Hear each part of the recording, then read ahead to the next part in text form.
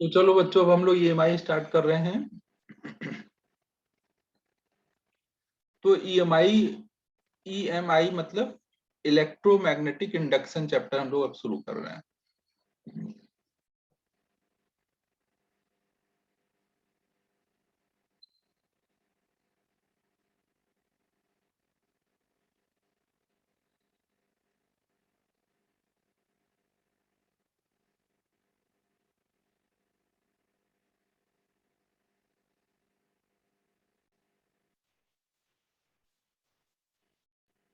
क्या बात कर रहा है, तूने भी बदला था क्या?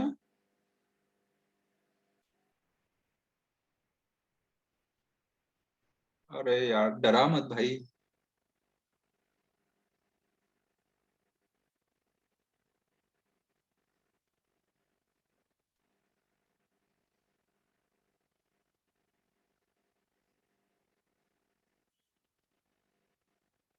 अरे यार, देखते हैं यार, अब क्या करें।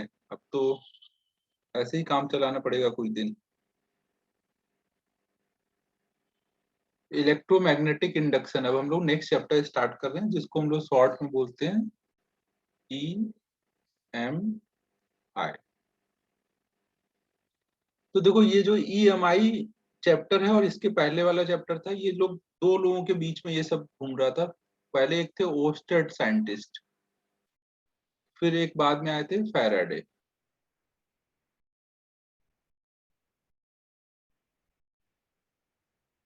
दो घर क्यों है मतलब?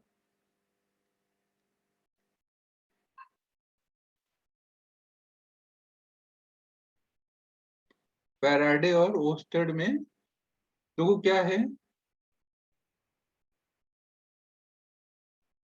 मेरे को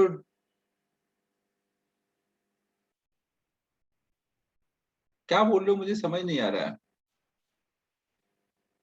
ओस्टेड ने देखो सबसे पहली बार देखा था कि अगर कोई करंट है और इसके पास में आप कोई मैग्नेटिक निडल रखते हो, तो जब इसमें करंट फ्लो हो रही है तो ये डिफ्लेक्ट हो रही है।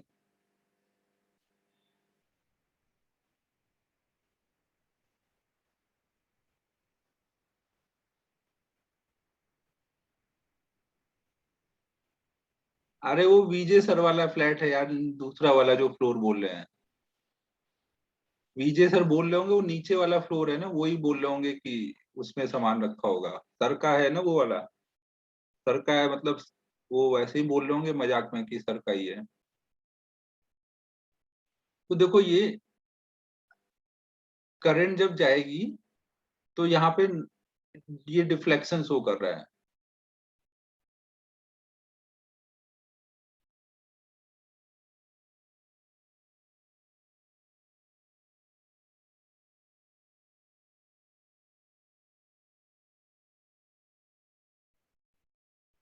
ये देखो, प्रैक्टिकली तुम लोग को ऐसा लगता है कि ऐसा पॉसिबल है? प्रैक्टिकली ऐसा पॉसिबल है? ये तुम लोग कहाँ विजय सर की बातों में आते हो यार। अब तक तो तुम लोग को समझ आ जाना चाहिए कि विजय सर की 70% बातें ऐसे हवा में रहती हैं, 30% बातें ही जेन्यून है, और 70% हवा में रहती है सबको। कुछ भी प्रैक्टिकली लगता है यार तुम लोगों को। तुमको मेरे चेहरे से लगता है कहीं से कि ऐसे पैसे होंगे? गरीब आदमी वैसे ही देख के ही लगता हूँ मैं। बचपन से ही गरीब बनाया गया था मुझे, तो चेहरा ही वैसा है। तुम लोग कहाँ यार ऐसी बातें करते हो। तो देखो, अपने ओस्टेड साहब थे जो, उन्होंने पहली बार ये ऑब्जर्व किया कि जब करंट जाती है तो मैग्नेटिक फील्ड प्रोड्यूस हो रही है। तो फिर एक फैराडे साहब आए, उन्होंने कहा कि अच्छा ऐसा कैसे कि करंट जा रही है तो मैग्नेटिक फील्ड है, तो फिर इसका उल्टा भी होना चाहिए, हर चीज का उल्टा एग्जिस्ट करता है।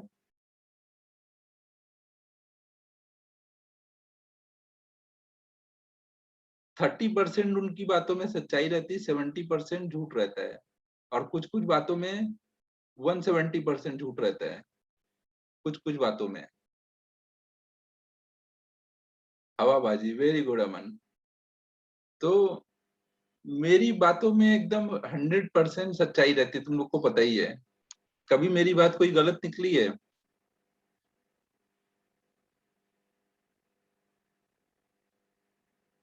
अरे वो विजय सर वाली बात पे बोल रहा था भाई। नहीं नहीं, मैं नहीं, अमन।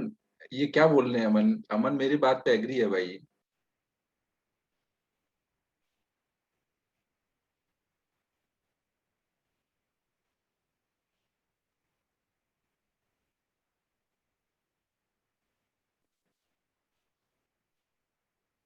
तो बच्चों देखो, अभी अपने फैराडे साहब थे। ये यार तुम लोग ये पैसे वैसे इन सब से ऊपर उठो यार, पढ़ाई लिखाई पे ध्यान दो। ये सब पैसे वैसे तो सब मोह माया, ये सब तो आ ही जाता है। तो देखो बच्चों, ये क्या है कि ओस्टेड साहब ने देखा कि जब कहीं करंट जा रही है।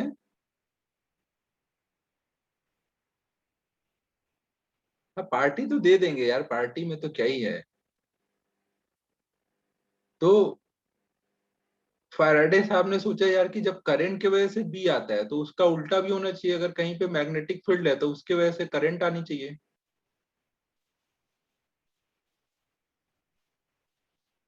यार उस दिन यार बहुत लेट हो चुका था भाई, तुम लोग को पार्टी के लिए लेके जाता फिर उसमें बहुत टाइम लगना था। टाइम की बहुत क्राइसिस रहती है मेरे पास। तुम लोग ये सोचो कि हम लोग देखो मैच खेलने के लिए गए इतनी देर, अब कोई और दिन पार्टी करने चले जाएंगे। हाँ, 11th वालों को अब कल लेके जाने वाला हूँ यार, उनको तुम लोगों के चक्कर में ही लेके जाना पड़ रहा है। तुम लोग कोई भी बात थोड़े दिन भी रखते नहीं हो, सब जगह बता देते हो।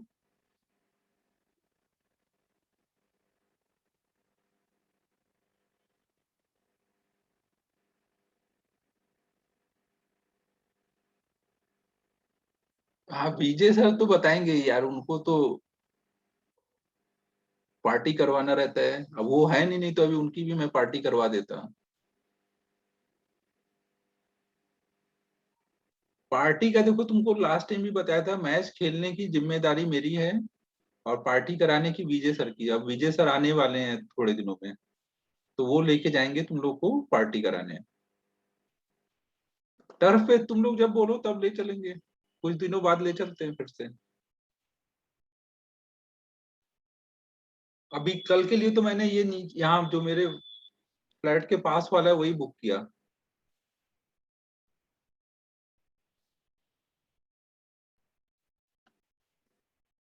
हाँ, कल का बुक किया हुआ है, बट 11th वाले बच्चे ऑलरेडी ज्यादा है और तुम लोग का टेस्ट है। तुम लोग टेस्ट पे ही फोकस करो। और सस्ता भी है सबसे बड़ी बात। आदित्य, तुमने उस बात पे गौर नहीं किया।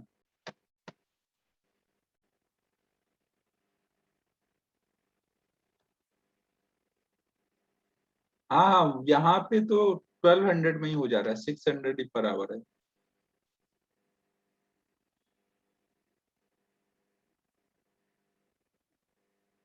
नहीं, छोटा नहीं है भाई, उतना ही बड़ा है। आइस तूने देखा नहीं होगा।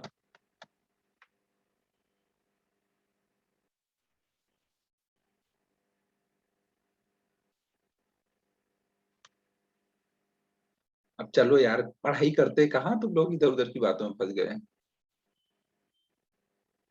तो चलो बच्चों, अब देखो हम लोग ये देख रहे हैं कि अगर मैग्नेटिक फील्ड होगा तो क्या उसकी वजह से करंट आएगी, क्योंकि ओस्टेड ने आई की वजह से बी आएगा, ये तो प्रूव हो चुका था।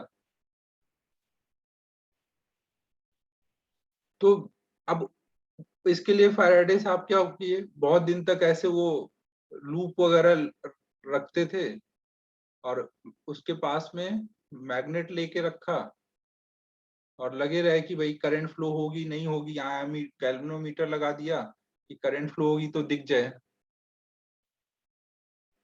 लेकिन बहुत एफर्ट के बाद भी उनको कोई दिखा नहीं।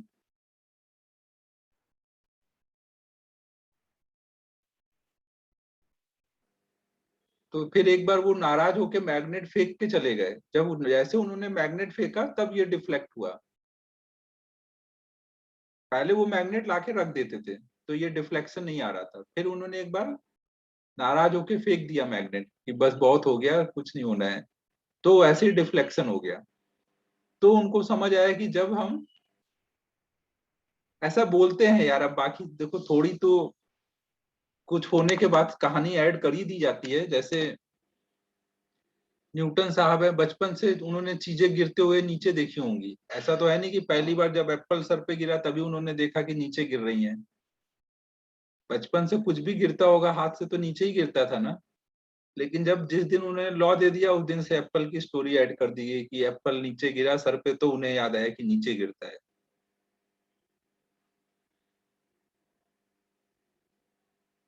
उसके पहले वो बचपन से बड़े होते हुए उन्होंने पता नहीं कितनी चीजें नीचे गिराई होंगी। तो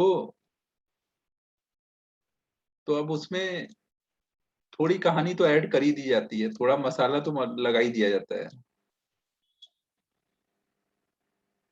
तो ऐसे इनके कहानी में भी थोड़ा मसाला डाल दिया गया कि भाई नाराज होके इन्होंने फेंका तो फिर डिफ्लेक्शन हुआ, तो इनको लगा अच्छा ऐसा होता है। तो फिर इन्होंने फिर इसको मूव कराया, तो मूव कराने पे यहाँ डिफ्लेक्शन होना शुरू हुआ।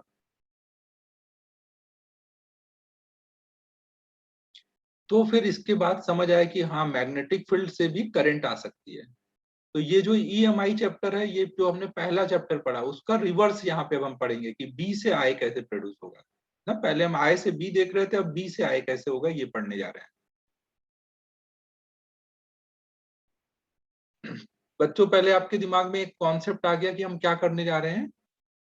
पहले चैप्टर का रिवर्स पढ़ने जा रहे हैं ना। बी अगर है तो बी से आई कैसे आएगा। अब बी से आई कैसे आएगा, तो मैग्नेट फेंकने से आएगा, एकदम सही बात है, ये हम लोग समझ चुके हैं।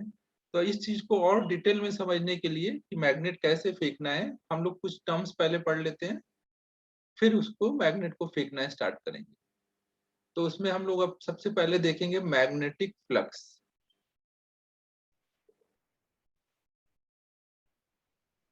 हाँ हाँ एकदम करो। एक मैग्नेट उठा के लो और फेंको वहीं आसपास कहीं। तो देखो एक मैग्नेटिक फ्लक्स पहले तो एक टर्म आएगा, ये सेम वैसे ही है।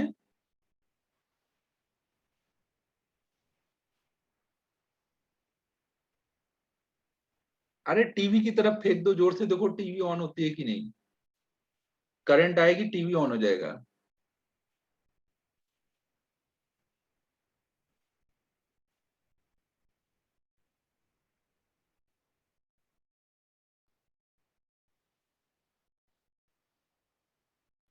तो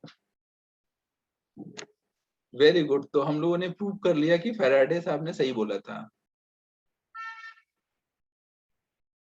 तो अब देखो बच्चों, हम लोग मैग्नेटिक फ्लक्स के बारे में देखने जा रहे हैं। मैग्नेटिक फ्लक्स वैसे ही डिफाइन है जैसे इलेक्ट्रिक फ्लक्स डिफाइन था। इलेक्ट्रिक फ्लक्स क्या होता था, number of lines crossing a given area.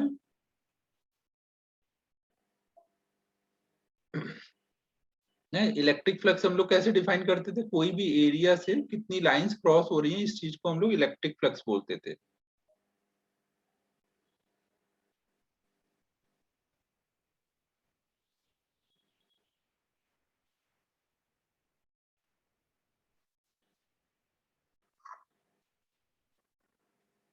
और इलेक्ट्रिक फ्लक्स निकालने के लिए डिफाइन क्या कैसे करते थे, flux equal to E dot A.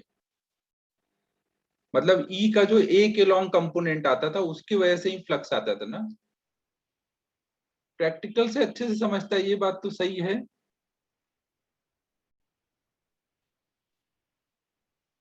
Account number बताने से कैसे टीवी ले लोगे यार।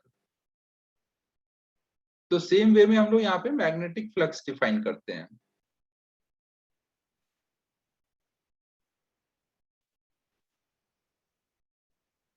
अगर ये कोई एरिया का डायरेक्शन है और बी इधर को जा रहा है, यहाँ पर यूनिफॉर्म बी है,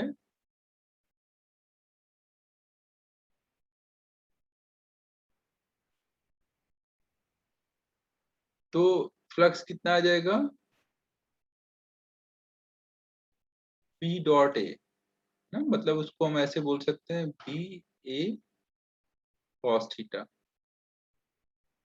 ठीक है, मैंने अरेंजमेंट कर दिया है पार्थ, जल्दी ये पहुंच जाएगा घर तुम्हारे। अब हम लोग पढ़ाई पे फोकस करते हैं, पहले थ्योरी पार्ट कर लेते हैं फिर प्रैक्टिकल करना।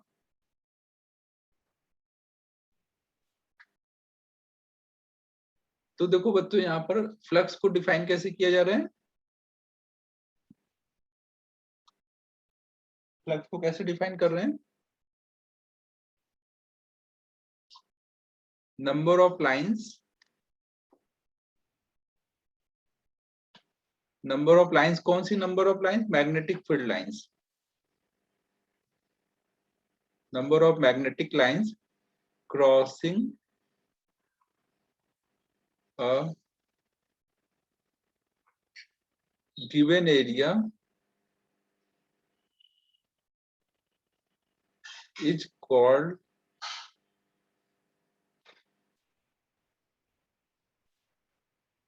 Flux, magnetic flux. ना डिफाइन कैसे है? B A cos theta. अब मैं चैट की तरफ देख ही नहीं रहा हूँ, मैं बस पढ़ाने पे फोकस कर रहा हूँ। जिंदगी में टेंशन ही नहीं है तुम लोगों को यार। टाइम पास करने में तो तुम लोग को पीएचडी की डिग्री दे देनी चाहिए अभी से।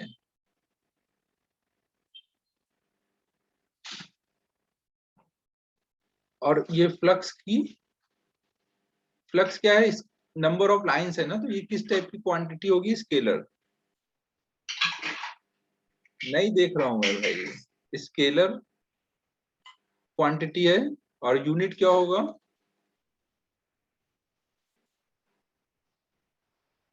यूनिट क्या हो जाएगा बच्चों फ्लक्स के लिए? फ्लक्स इक्वल टू क्या है? बी इंटू ए आ रहा है ना। बी मतलब टेस्ला, ए मतलब मीटर स्क्वायर ना। तो टेस्ला मीटर स्क्वायर इसकी यूनिट हो जाएगी, जिसको हम लोग 1 टेस्ला मीटर स्क्वायर को वेबर साहब के नाम पर 1 वेबर बोलते हैं। वेबर। और उसको डब्ल्यू बी से दिखाते हैं। वेपर, ये देखो कुछ भी अमन यार।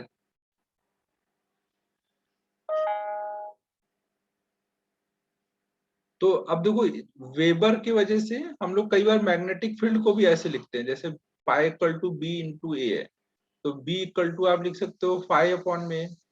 तो मैग्नेटिक फील्ड की यूनिट आप बोल सकते हो वेबर पर मीटर स्क्वायर। मैग्नेटिक फील्ड की भी यूनिट कई बार ऐसे लिखी जाती है, वेबर पर मीटर स्क्वायर। ठीक है भाई, दुखी मत हो, लिखो जल्दी। तुम लोग बातें ज्यादा कर रहे थे, इसलिए मैं फिर पढ़ाने पे फोकस करने लगा था। चैट देखा नहीं मैंने।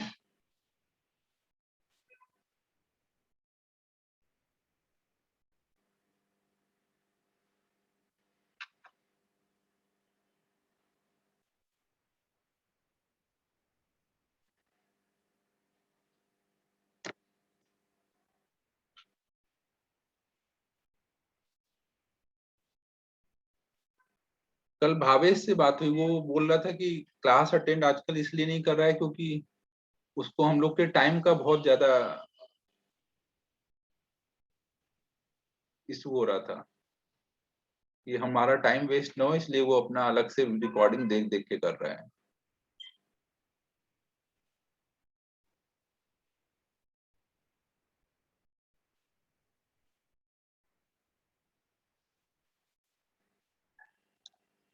हाँ, डॉन को दिल पे लग गई ये बात।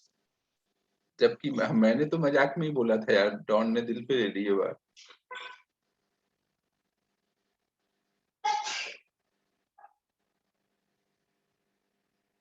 अरे यार, कल तो दिन ऐसा गंदा वाला बिजी गया ना कि कुछ कुछ काम ही नहीं कर पाया मैं। प्रैंक वैंक सोचने का तो टाइम ही नहीं था। जब तक सोच के नहीं जाओगे अच्छे से, तब तक प्रैंक थोड़ी हो पाएगा। तुम लोग तुरंत तुरंत इंस्टेंटली सोच रहे हो। अरे नेटफ्लिक्स नहीं यार, कल बहुत काम था।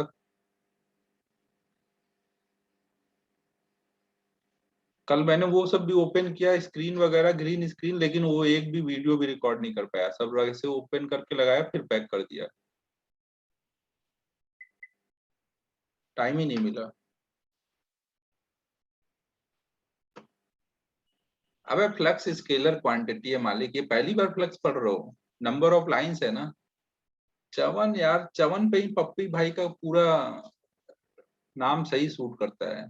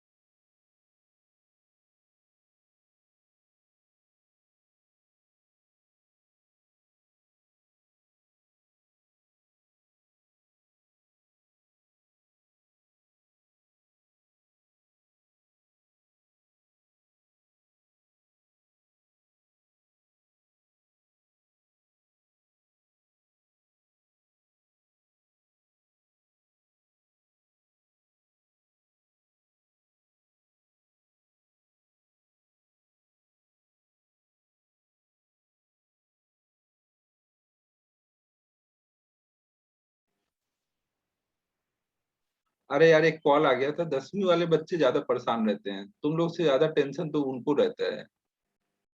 तो देखो बच्चों, अब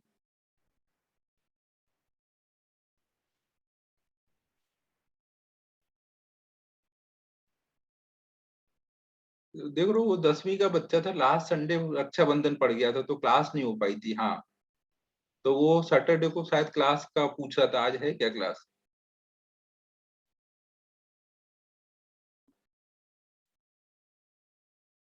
तो देखो बच्चों,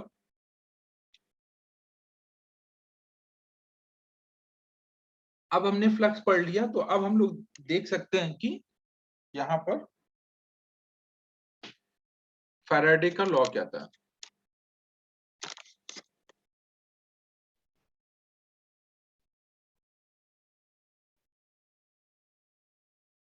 ये तो अमन सही बात बोल रहे हो, 12वीं आते आते ये जोश खत्म हो जाता है, या बढ़ भी सकता है, डिपेंड्स।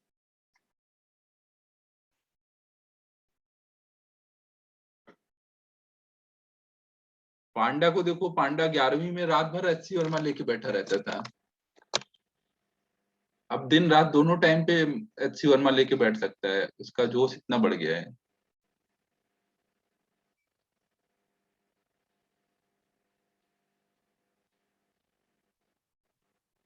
तो ऐसा नहीं है कि कमी होता है, कुछ लोगों का बढ़ता भी है। तो अब देखो बच्चों, हम लोग फैराडे लॉ देख रहे हैं।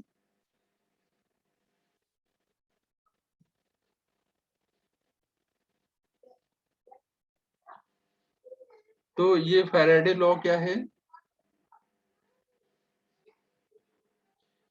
फैराडे ने बताया कि अगर हम कोई भी लूप ले लें ना, कोई भी हम लूप ले लें और इसके पास में कोई मैग्नेट रखते हैं,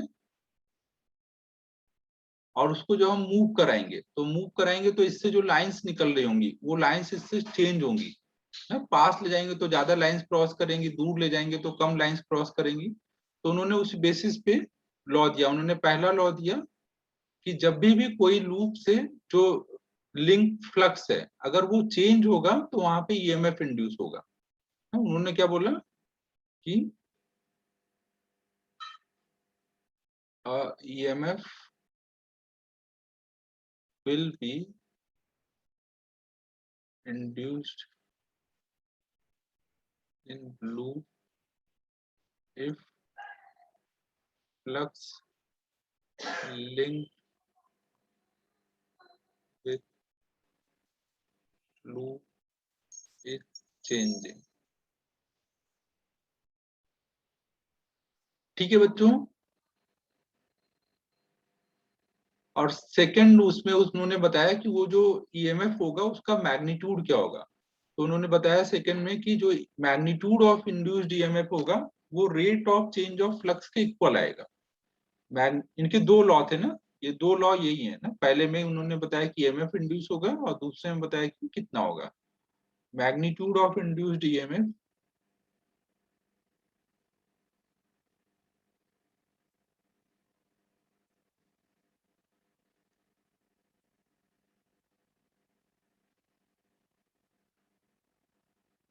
will be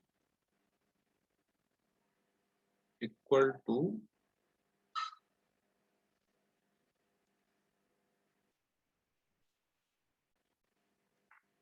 rate of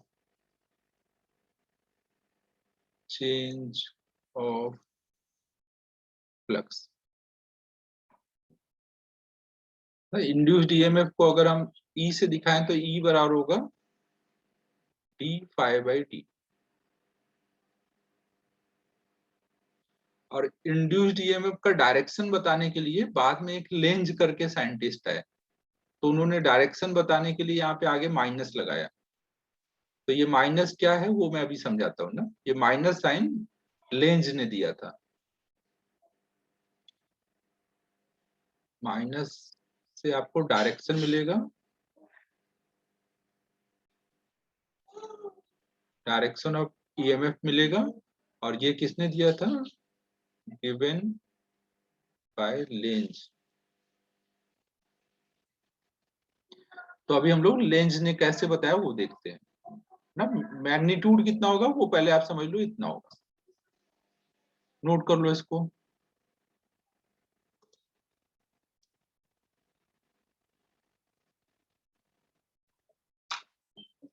कल के टेस्ट में मैग्नेटिक फील्ड तक आएगा।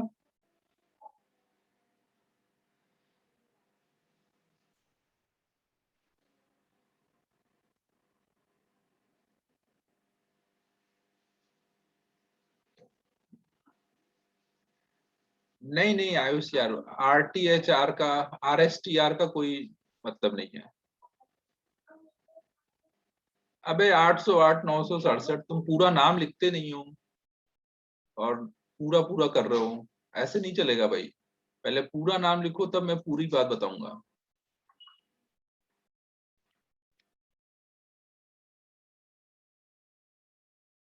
नोट हो गया?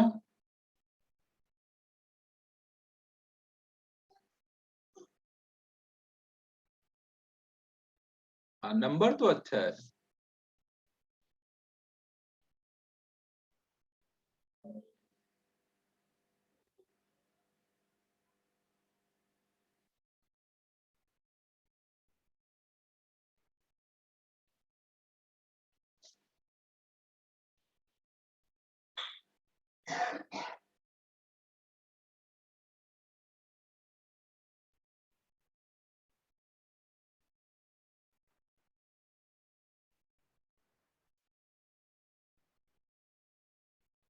देखो असली पार्टी तो तुम लोग को विजय सर से लेनी चाहिए जैसे ही वो आए, क्योंकि तुम देखो ग्रेविटी की क्लास ले रहे हैं और उधर से अन अकेडमी से भी पैसे कमा रहे हैं, तो उनका तो पार्टी बनना देना बनता ही है।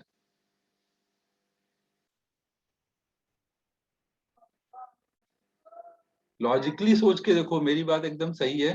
तुम लोग पार्टी चाहे जितना मांग सकते हो, सर को देना पड़ेगा।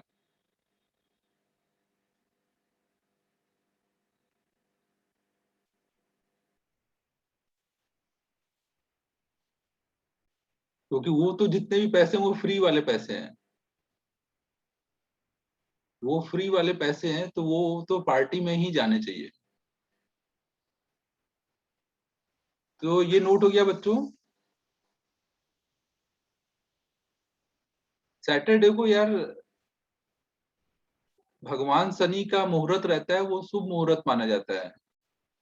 तो सैटरडे को तो कर ही देना चाहिए स्टार्ट। भगवान शनि अगर नाराज हो जाएंगे तो बहुत दिक्कत हो जाती है, तो इसलिए उनके दिन भी कुछ कर देते हैं अच्छा।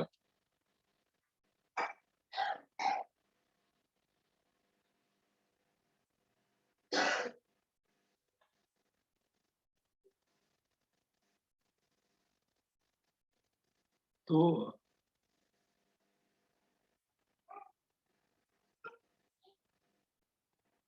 बच्चों यहाँ तक नोट हो गया है?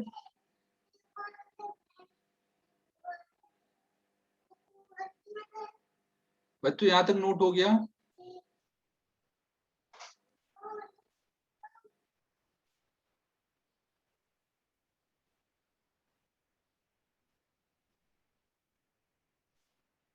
तो अब मैं लैग में ही पढ़ाता जाऊंगा आगे। लैग में और अच्छा साउंड आएगा और मजा आएगा पढ़ने में।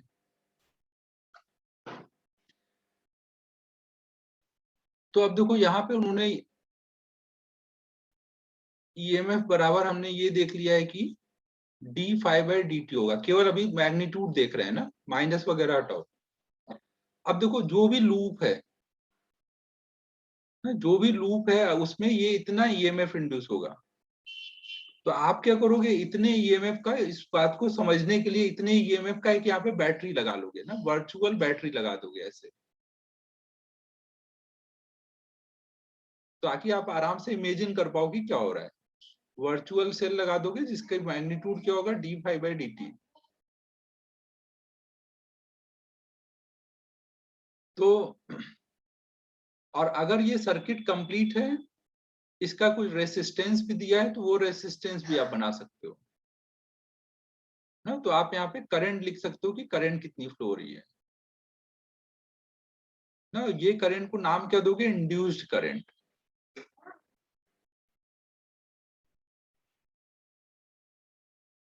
ठीक है बच्चों, यहाँ तक क्लियर है सभी को?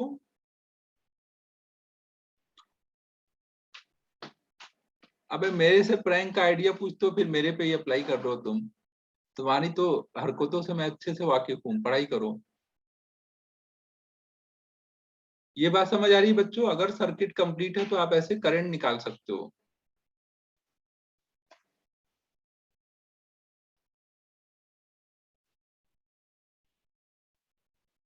तो अब देखो, आपको पता है I इक्वल टू होता है E/R, और E इक्वल टू होता है d∅dt।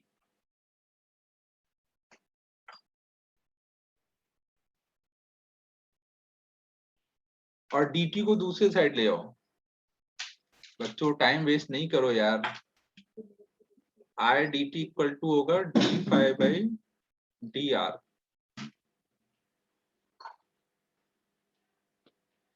टाइम नहीं वेस्ट करोगे तभी मैं टाइमली कोर्स खत्म करके लास्ट में मुझे काफी कुछ प्रैक्टिस करवानी है तुम लोगों को बुला करके उधर ही बैठा करके। तो वो तभी हो पाएगा जब तुम लोग टाइमली चीजों को होने दोगे, नहीं प्रैक्टिस वाला फिर पार्ट कम हो जाएगा। Don't pay heat, very good पुण्य।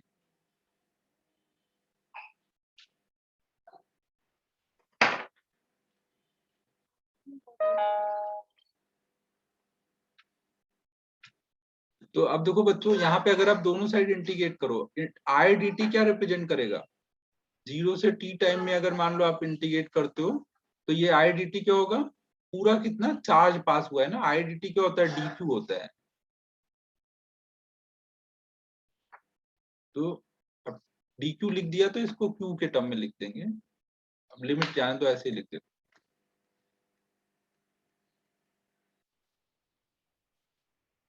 तो जब ये फ्लक्स चेंज होगा तो इधर क्यू चेंज हो रहा होगा। तो अगर आपको ये निकालना रहे कि कितना चार्ज पास हुआ ना, तो चार्ज पास निकालना है अगर, तो आप ऐसे कर सकते हो, डेल्टा फाइ अपॉन में आर।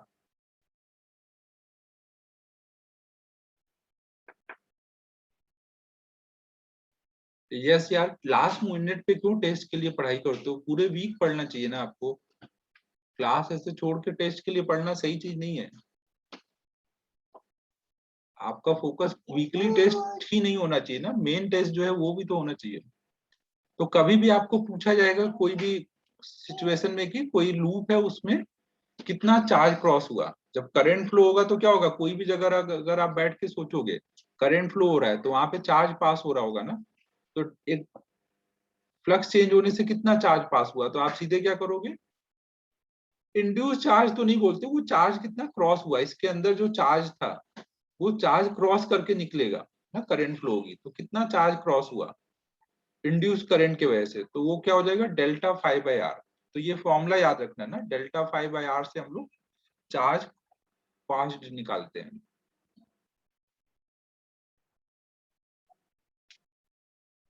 इमेजनरी कॉल नहीं, इमेजनरी सेल लिखा है, सेल, ये वर्चुअल सेल है। करंट इमेजनरी है,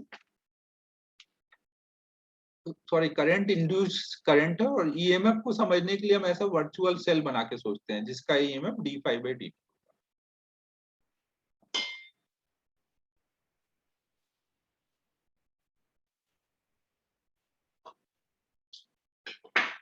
ना जैसे अब देखो, मान लो आपको बोला जाए कि एक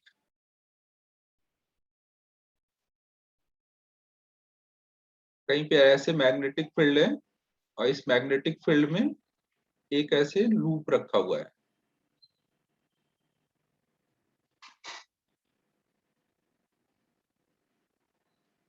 लूप का रेडियस r है।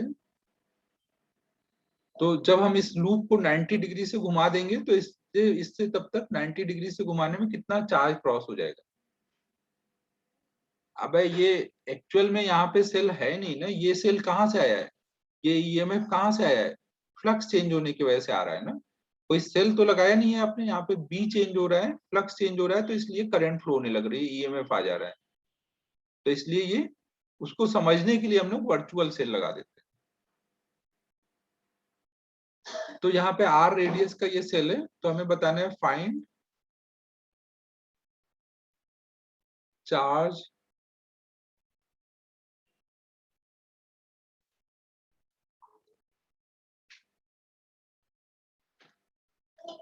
passed in loop when it will be rotated by 90 degree. हमने इसके डायमीटर के अबाउट इसको 90 डिग्री घुमा दिया है। तो 90 डिग्री घूमने के बाद अब ये कुछ ऐसा आ चुका होगा।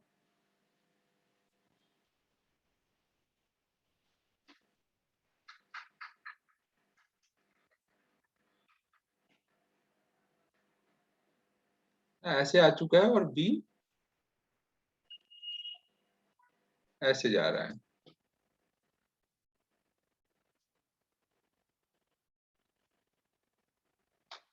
यस, एक तो प्राइवेट मैसेज नहीं करो, कितनी बार बोला गया है, चैट टू एवरीवन ही डालो। और दूसरा, आपको मैंने बोला है मैग्नेटिक फील्ड में जितने फॉर्मूले हैं सब एक जगह लिखो, जितने डायरेक्शन निकालने के तरीके हैं एक जगह लिखो। हाँ, और फिर उनको 2-3 बार रिवाइज करो तो सब चीजें दिमाग में सेट हो जाएंगी। तुझे अगर कंफ्यूजन हो रही है मतलब तूने एक जगह नहीं लिखा होगा, 100% मैं बता रहा हूँ। तो एक जगह लिख, हो जाएगा क्लियर।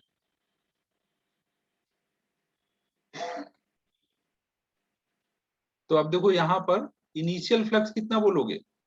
इनिशियल फ्लक्स यहाँ पे क्या हो रहा है, अगर ये ऐसे रखा हुआ है और इसके पैरेलल जा रहा है ना यहाँ पर, समझ लो, तो यहाँ पे फ्लक्स कितना आएगा, 0। फॉर्मूले से सोचोगे तो m dot B, sorry B dot A और बी, ए का डायरेक्शन किधर होता है, उसके प्लेन के परपेंडिकुलर ना, तो ए अभी परपेंडिकुलर है, तो ए डॉट बी करोगे तो बी ए कॉस 90, तो 0 आ जाएगा। और फाइनल फ्लक्स कितना है, और इसका रेसिस्टेंस मान लो कुछ आर नॉट है,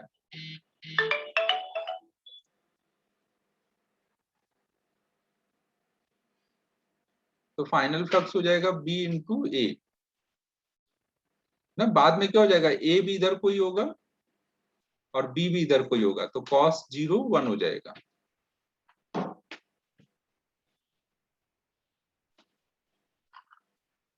तो अब हमारा डेल्टा क्यू इक्वल टू हम लिख सकते हैं डेल्टा फाई बाय आर, तो बी इंटू ए अपॉन में आर, आर मतलब रेसिस्टेंस, रेडियस नहीं ना। अब यहाँ वैल्यू डाल दो, बी इंटू एरिया है पाई आर स्क्वायर अपॉन में आर नॉट।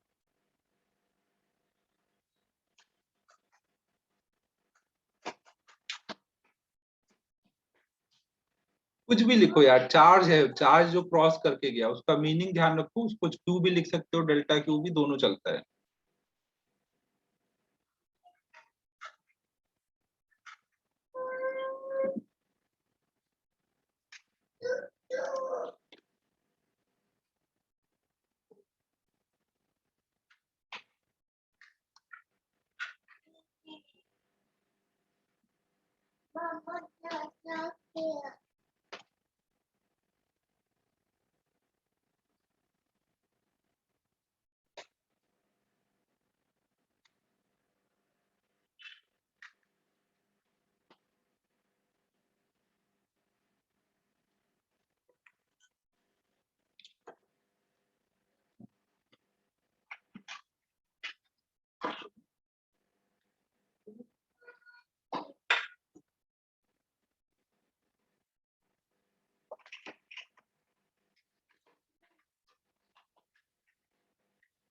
हाँ आदित्य,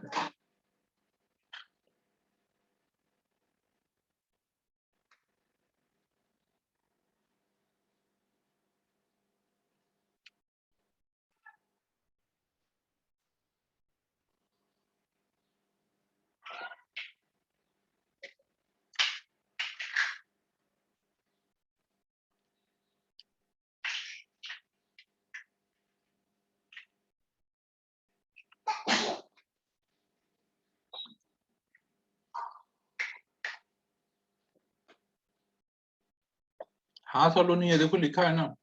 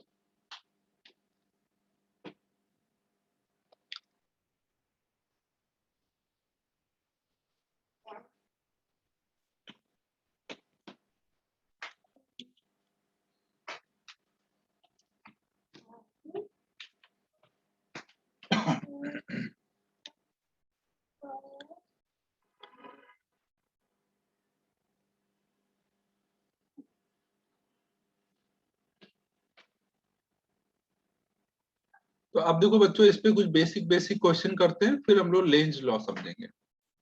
मान लो एक लूप है, उसको आपने ऐसे मैग्नेटिक फील्ड में रख दिया। मैग्नेटिक फील्ड ऐसे है,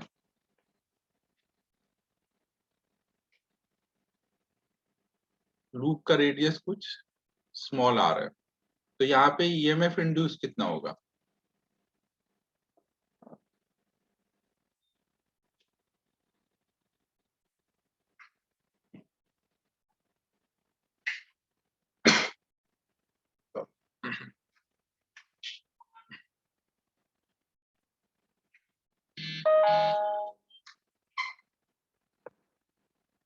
क्वेश्चन समझ आया बच्चों? एक यूनिफॉर्म बी है, उसमें एक लूप रखा हुआ है,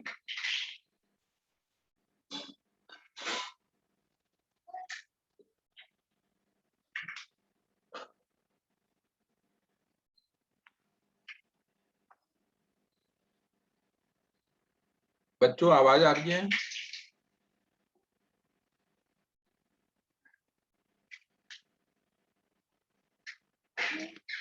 बताओ यहाँ पे ईएमएफ इंड्यूस कितना होगा?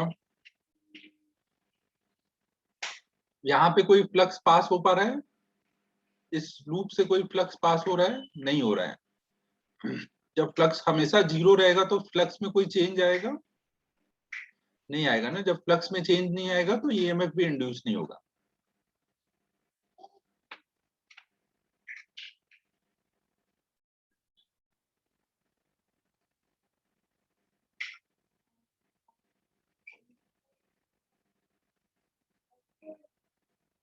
अगर मान लो परपेंडिकुलर बी है, यहाँ पे इनटू द प्लेन बी है, एक कांस्टेंट बी है, यूनिफॉर्म कांस्टेंट बी, तो यहाँ पे कितना ईएमएफ इंड्यूस होगा?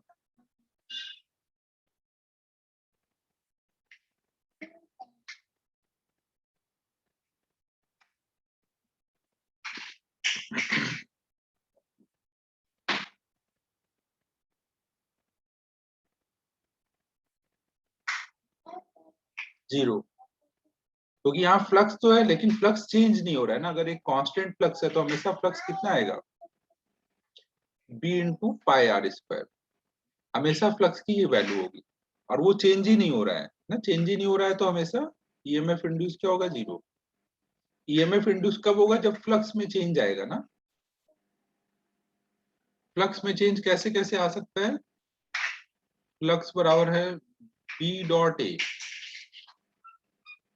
मतलब बी ए कॉस थीटा। तो या तो बी चेंज होने लग जाए, या ए चेंज होने लग जाए, या थीटा चेंज होने लग जाए। इनमें से कोई भी एक चेंज होगा, या एक से ज्यादा चेंज होंगे, तभी वहां पे फ्लक्स चेंज होगा। और जब फ्लक्स चेंज होगा तो ईएमएफ इंड्यूस होगा।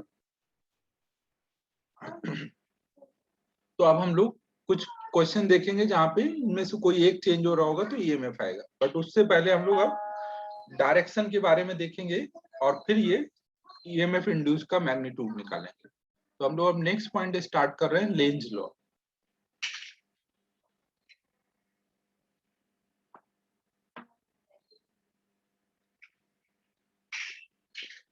लेंज ने देखो हमें क्या बताया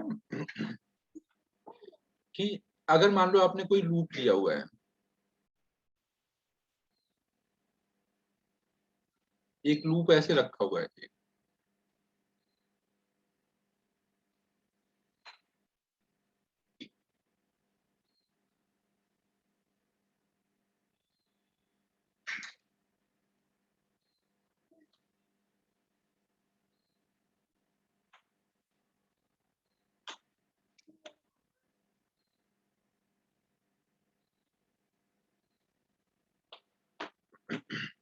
और इसके पास अगर आप कोई एक मैग्नेटिक बार लेके आते हो, और इसको अगर आप पास में ले जाना शुरू करोगे तो इससे क्या होगा? इससे जो लाइंस निकल रही होंगी, मैग्नेटिक फील्ड लाइंस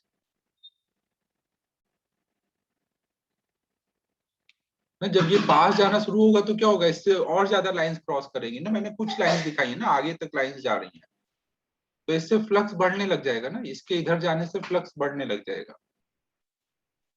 तो जैसे ही फ्लक्स बढ़ने लग जाएगा इसमें ईएमएफ इंड्यूस होगा, और वो ईएमएफ इंड्यूस जो होता है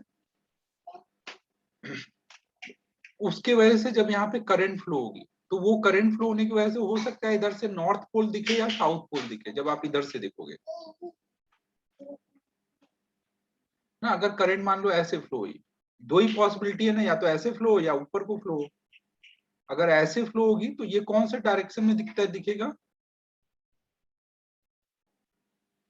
एन टाइप से फ्लो होता दिखेगा ना, इधर सामने से एन बना हुआ दिखेगा। ये इमेजिन ऊपर है, सामने से देखोगे तो एन बना हुआ मतलब नॉर्थ पोल दिखेगा ये। तो या तो ऐसे नॉर्थ पोल बन जाए या फिर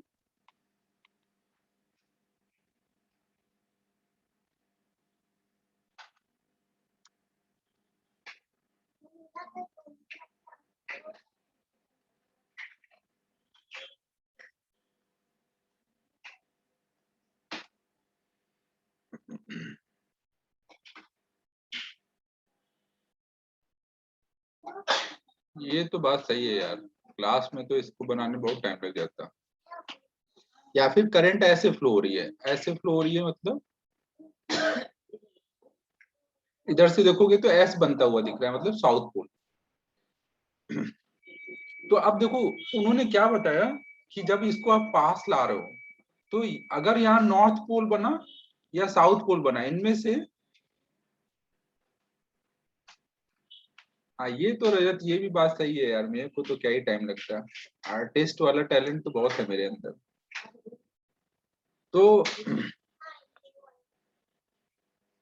तो इनमें से कोई एक ही सही हो सकता है ना। उन्होंने क्या बोला कि इनमें से दोनों तो नहीं होंगे, कि जब आप पास ला रहे हो तो या तो नॉर्थ बनेगा या साउथ, दोनों तो नहीं हो सकते ना, कि कभी नॉर्थ बन रहा है कभी साउथ। तो कौन सा बनेगा उसके पीछे उन्होंने एक लॉजिक दिया, और वो लॉजिक क्या है वो हम लोग समझते हैं।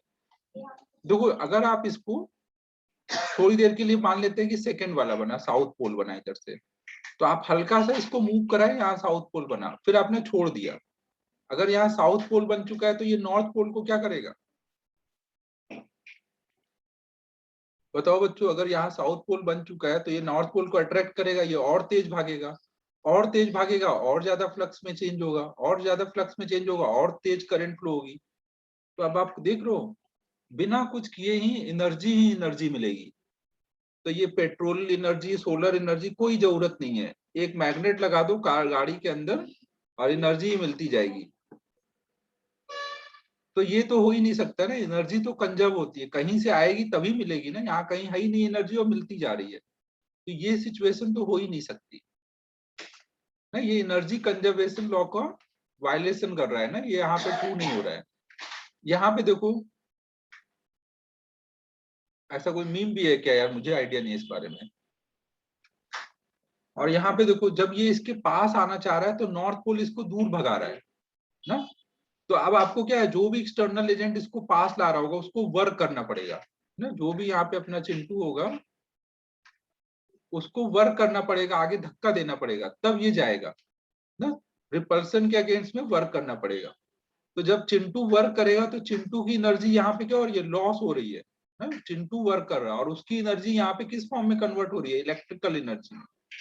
हमेशा ध्यान रखो मैग्नेटिक फील्ड केवल एनर्जी को कन्वर्ट कर सकता है, वो एनर्जी प्रोड्यूस नहीं कर सकता। तो यहाँ पे चिंटू की एनर्जी यहाँ पे इलेक्ट्रिकल एनर्जी में कन्वर्ट हो जाएगी, तो यहाँ एनर्जी कंजर्व है।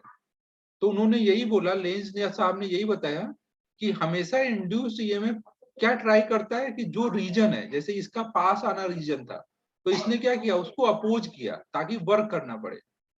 तो इंड्यूस ईएमएफ हमेशा इस टाइप से होगा कि वो अपने ओरिजिन का अपोज कर पाए, अपोज करेगा तो एनर्जी कंजर्वेशन वहां पे ट्रू हो पाएगा। समझ आ रहा है बच्चों, यहाँ पर एनर्जी कंजर्वेशन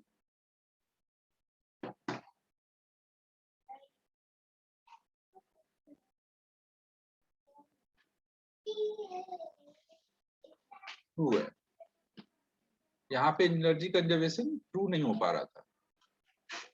और ये एनर्जी कंजर्वेशन कब ट्रू हो पा रहा है, जब ईएमएफ इंड्यूस इस टाइप से है कि वो अपने होने के रीजन को, जिस वजह से वो आ रहा है उसको अपोज कर पाया। अगर वो सपोर्ट करने लग जाता है तो एनर्जी का लॉस होने लग जाता है, एनर्जी कंजर्वेशन वहां पे नहीं हो पाता।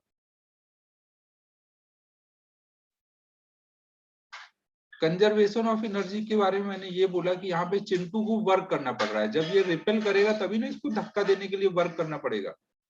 तो इसको जब वर्क करना पड़ रहा है तो वही वाली एनर्जी यहाँ पे कन्वर्ट होके इलेक्ट्रिकल एनर्जी में दिखती जा रही है ना। कोई वर्क करेगा तभी एनर्जी आएगी ना, बिना वर्क की एनर्जी कैसे आएगी। तो यहाँ चिंटू वर्क कर रहा हो इलेक्ट्रिकल एनर्जी में तो फॉर्म में वो कन्वर्ट हो रहा है।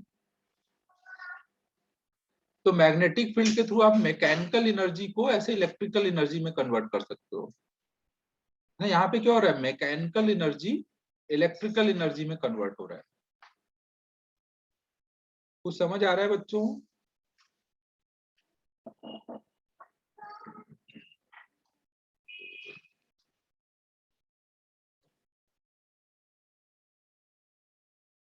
तो यहाँ लेंज का लॉ यहाँ पे हम लोग नोट कर लेते हैं। लेंज का लॉ क्या है,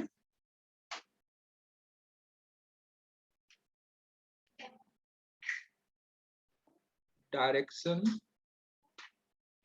of induced EMF will be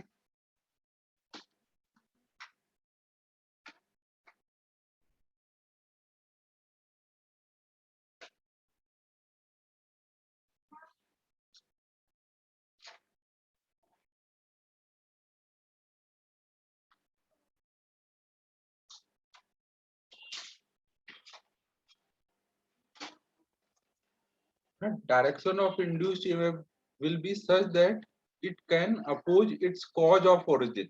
जिस वजह से वो आया है उस कॉज को अपोज करे, ऐसा इंड्यूस्ड ईएमएफ का डायरेक्शन होता है। जैसे मान लो अगर एक यहाँ पे ऐसे हमारा लूप रखा हुआ है,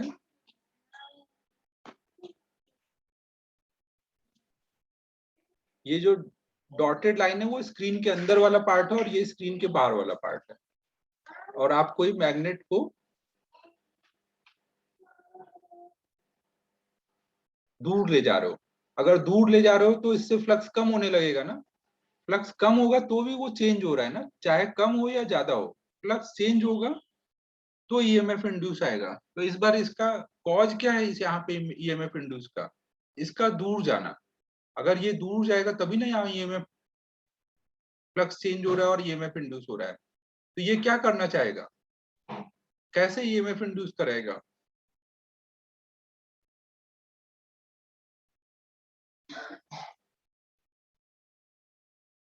अट्रैक्ट कर सके, इसको दूर जाने से रोक सके। तो दूर जाने से रोकने के लिए इसको क्या करना पड़ेगा, अगर इधर नॉर्थ पोल है तो इधर साउथ पोल बनना पड़ेगा इस साइड से देखने पर। तो साउथ पोल कब बन पाएगा, अगर इधर से देखने पे साउथ पोल दिखना चाहिए तो वो कब हो पाएगा, जब करंट ऐसे फ्लो हो रही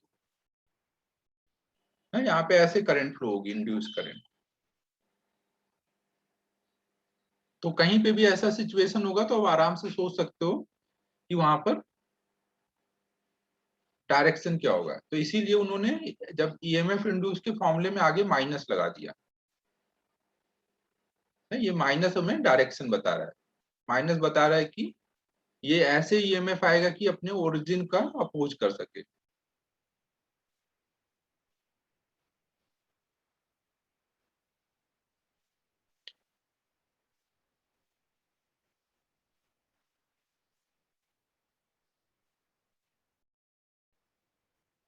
नोट करो।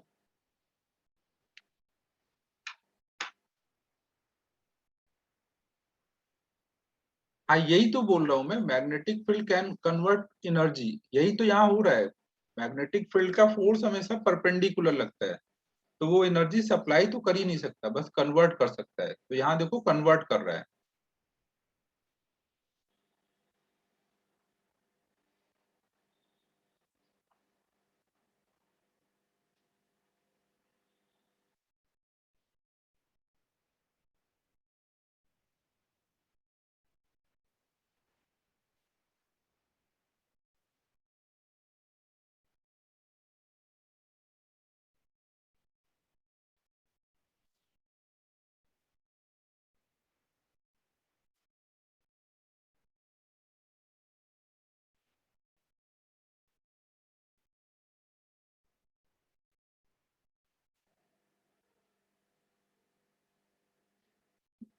नहीं नहीं, तुम लोगों ने ट्राई किया बट मैंने होने नहीं दिया टाइम वेस्ट।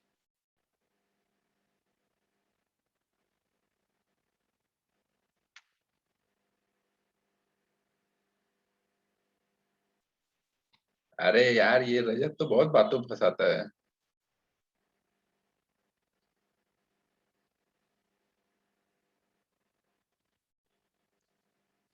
अब इसको क्वेश्चन के पहले मैं सतर्क हो जाऊंगा कि ये क्यों बोल रहा है ये कोई चीज।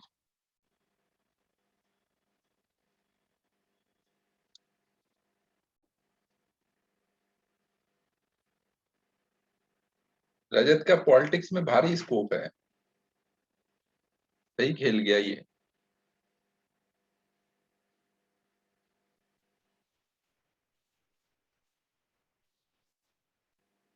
यार वो तुम लोग के ऊपर है, रिकॉर्डिंग देख लो अगर तुम लोग को नहीं जमे तो। जिनको लाइव जम रहा है देख लो, जिनको नहीं जम रहा है रिकॉर्डिंग देख लो। हाँ छोड़ दूंगा यार, छोड़ दूंगा अभी। कोर्स मेरा सही चल रहा है, इतना मुझे अभी टेंशन है नहीं।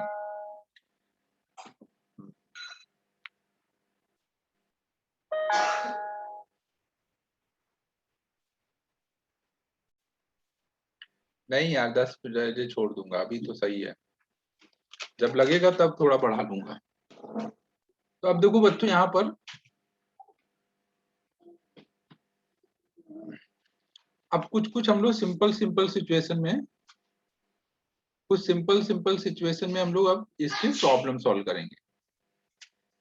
तो जैसे मान लो कहीं पर एक ऐसे लूप दिया हुआ है। अब देखो लूप के रेडियस को हम लोग अब हर बार स्मॉल आर से दिखाएंगे और रेसिस्टेंस को कैपिटल आर से। मान लो ये स्मॉल आर रेडियस का लूप है, कैपिटल आर इसका रेसिस्टेंस है लूप का, और यहाँ पे into the plane B है। और अगर B is increasing with time, B अगर इंक्रीजिंग विद टाइम है तो आपको बताना है यहाँ पे डायरेक्शन ऑफ इंड्यूस्ड ईएमएफ क्या होगा।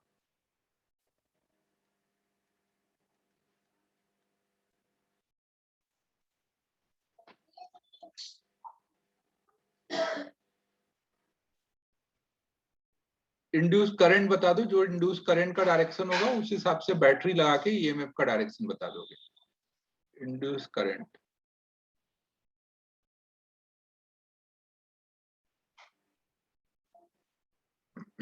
एंटी क्लॉकवाइज, हाँ। देखो अगर यहाँ पे into the plane, into the plane मतलब अंदर जाने वाला अगर फ्लक्स बढ़ता जा रहा है तो ये क्या करना चाहेगा, अंदर जाने वाले फ्लक्स को रोकना चाहेगा ना, कम करना चाहेगा। ये फ्लक्स बढ़ रहा है तो ये उसको रोक कब पाएगा, जब ये अपना करंट की वजह से एक मैग्नेटिक फील्ड बाहर को प्रोड्यूस करे। अगर करंट ऐसे फ्लो होगी तो इस करंट का बी बाहर को आएगा ना, तो वो बी इस बी को रोकने का ट्राई करेगा। तो इसलिए इंड्यूस करंट का डायरेक्शन ऐसे होगा।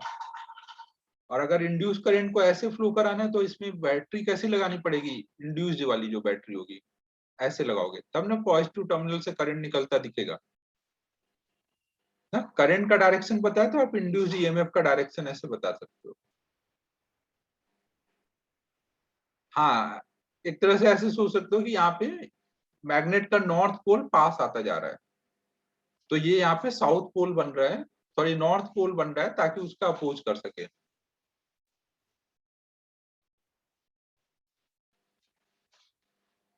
समझो इस चीज को मैं थोड़ा 3D डायग्राम में दिखा देता हूँ। यहाँ पे मैग्नेट पास आ रहा है, मतलब ऐसे परपेंडिकुलर मैग्नेट है वो पास आ रहा है, तो इससे बी बढ़ता जा रहा है, तो ये क्या चाहेगा, ये खुद को ऐसे नॉर्थ पोल बना लेगा ना। तो ऐसे करंट जब फ्लो होगी तो ये नॉर्थ पोल को अपोज करेगा। कोई भी पोल के पास रख सकते हो ना, ऐसा कोई जरूरी नहीं है, कोई भी पोल ले सकते हो। वो डिपेंडिंग की सिचुएशन कैसी है उस हिसाब से हम कोई भी पोल बना सकते हैं, तो उसी हिसाब से आंसर करना। इस क्वेश्चन के हिसाब से नॉर्थ पोल था, अगर मान लो कहीं पर ऐसा होता कि साउथ पोल है और वो पास आ रहा है ना, अगर साउथ पोल पास आ रहा है तो अब इसको भी साउथ पोल सामने से बनना पड़ेगा, तभी अपोज कर पाएगा, तो इस टाइम पे क्लॉकवाइज करंट होगी। मैग्नेट तो अपने हाथ में है यार, उसको कैसे भी उलट पलट के कैसे भी ले जा सकते हो, उसमें क्या हुआ है।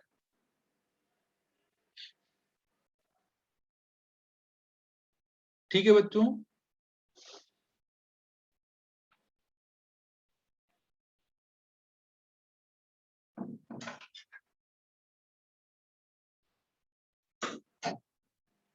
मान लो एक हमारे पास लूप है जिसका रेडियस स्मॉल आर है, रेसिस्टेंस कैपिटल आर है।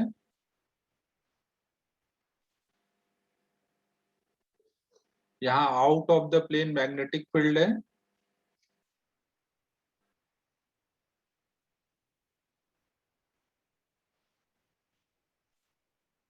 आदित्य अभी फालतू वाले डाउट मत पूछ भाई, अभी जो हम लोग पढ़ रहे हैं उस पर फोकस करने थे।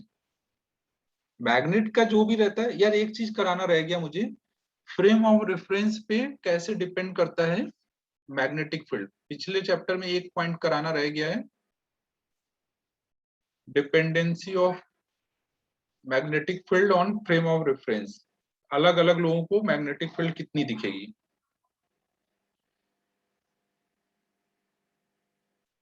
तो अब हम लोग एक काम करते हैं, ये चैप्टर भी हो जाने देते हैं, फिर लास्ट में ध्यान याद रखना तो एक 10-15 मिनट लगेगा, वो करा दूंगा ना।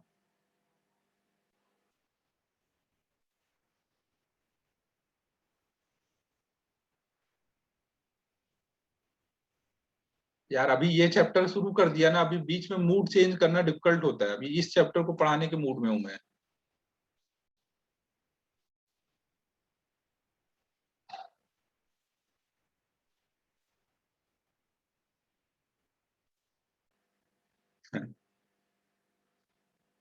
सीखो सीखो, आराम से सीखो, मैंने कब बोला है? मैं तो बाकी लोगों को सिखा दूंगा, तुम आराम सीखते रहो। कुछ भी ताना, सेंसलेस ताना है ये। इस ताने का कोई सेंस ही नहीं था। जब कोर्स टाइमली चल रहा है और टाइम वेस्ट खुद कर रहा है और मेरे को ताना मार रहा है।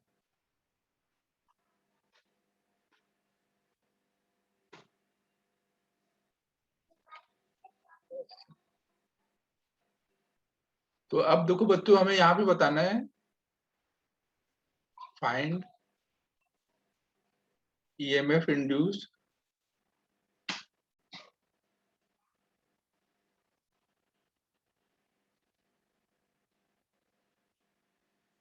नहीं, इस बात पे स्पीचलेस नहीं हूँ, इस बात पे तो बहुत कुछ बोल सकता हूँ। कोर्स मेरा एकदम सही चल रहा है, इस टाइम पे मैं स्पीचलेस क्यों हूँगा? सारा स्लो करने वाला जो है उसमें तेरा भी कंट्रीब्यूशन है।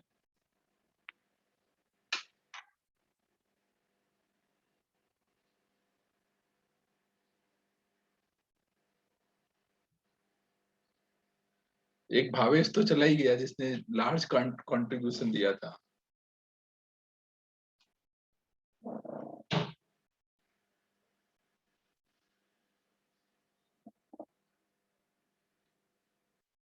जो देखो ज्यादा स्लो करते हैं, ऐसा नहीं है कि वो अच्छे नहीं है। लास्ट ईयर वाले जो दो, अपना ये ओम गुंजाल वाला जो बैच था, 18-20 वाला, उस बैच के जो मेन स्लोअर थे वो दोनों ही टॉपर थे। एक ओम गुंजाल और एक राठी करके था, उसका क्या नाम था, राठी, हर्षल राठी। दोनों की रैंक अच्छी आई, लेकिन वही दोनों मेन स्लोअर थे। हर चीज को 2 बार बताना पड़ता था। तो ऐसा स्लो होना मतलब मैं निगेटिव सेंस में नहीं बोलता हूँ, तुम लोग समझते नहीं हो। उनको तो अब भी मैं इस बात पे बोलता रहता हूँ जब भी आते हैं कि तेरे वजह से बहुत कोर्सेज स्लो हुआ था।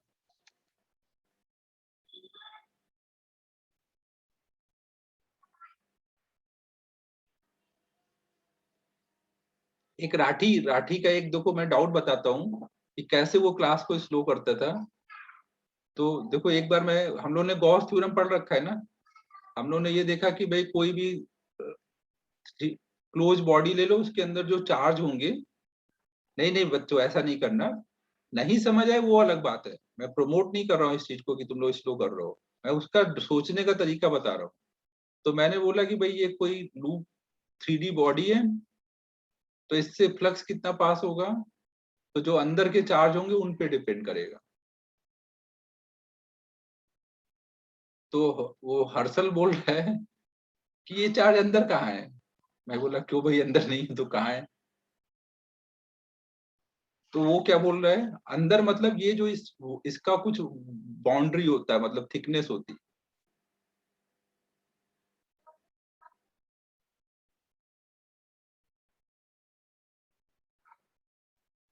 तो ये चार्ज अगर इस थिकनेस के अंदर होता तो वो अंदर होता, ये तो बाहर है।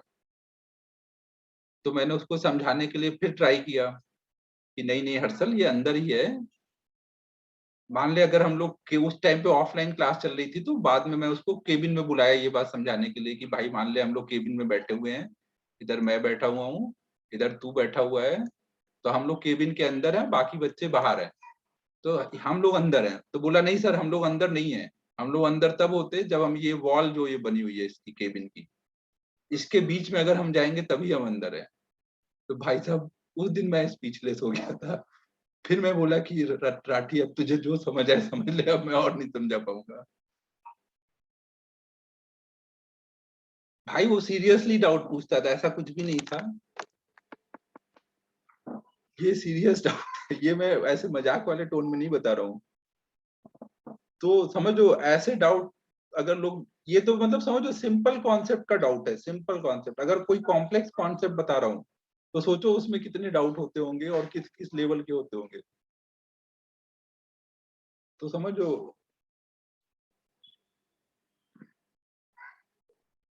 उस वाले बैच में भाई पसीने छूट गए थे कोर्स खत्म करने में, ऐसे खतरनाक डाउट पूछते थे, इतना टाइम वेस्ट होता था। अब यार और सिंपल सोचते नहीं थे बच्चे, बहुत सोचता अच्छा था, वो बच्चा बहुत अच्छा है, सोचता भी बहुत अच्छा था, रैंक भी देखो अच्छी लाया। लेकिन थोड़ा अगर वो नॉर्मल सोचता तो शायद बहुत अच्छी रैंक लाता। हाँ ऑफलाइन में तो डाउट में मजे भी बहुत आते थे, ऐसे ऐसे लोग डाउट पूछते हैं। ये वाला बच्चों करो।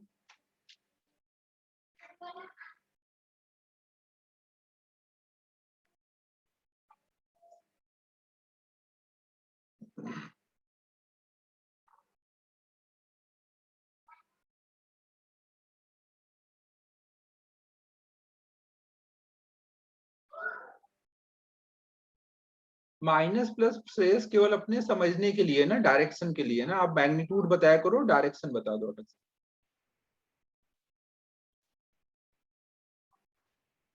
सबसे पहले हम लोग क्या करेंगे, फ्लक्स लिखेंगे। फ्लक्स कितना होगा कोई भी टाइम पे, बी उस टाइम पे जो भी हो इनटू एरिया ना। अब ये तो चेंज हो नहीं रहा है, चेंज क्या होगा, मैग्नेटिक फील्ड ना, टाइम, ये टी यहाँ पे देखो टाइम था ना, और बी नॉट कांस्टेंट है।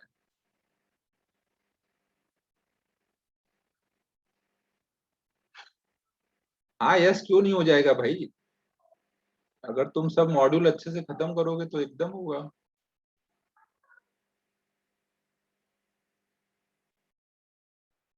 ना तो ये हमारा फ्लक्स हो गया। तो ईएमएफ इंड्यूस कितना होगा,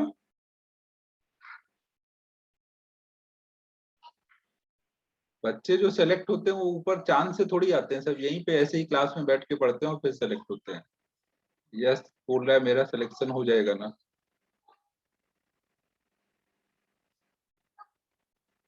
नहीं नहीं पांडा गलत बातें मत सिखा भाई, दबा के डाउट नहीं, जेन्यून डाउट पूछो, अगर नहीं समझ आया तो पूछो, जेन्यून डाउट। अब हर्षल राठी के ऐसे डाउट भी मैं आंसर करता था, क्योंकि मुझे पता है ये अंदर से टाइम पास नहीं कर रहा है, इसको डाउट है।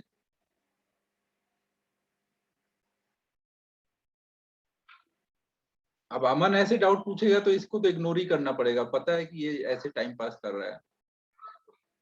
समझो बच्चों, ये डिफरेंशिएट करोगे तो बस टी यहाँ पे वेरिएबल है ना, बाकी सब कांस्टेंट है, तो हम लोग ऐसे लिख देंगे।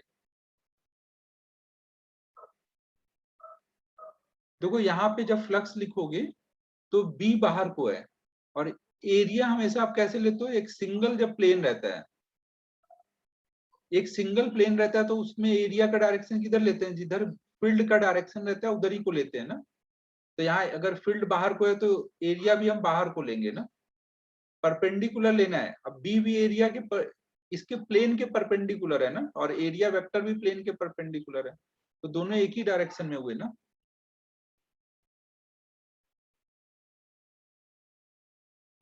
फ्लक्स निकालना भूल गए यार तुम लोग, अगर ऐसे कोई लूप दिया रहता था और बी ऐसे आ रहा है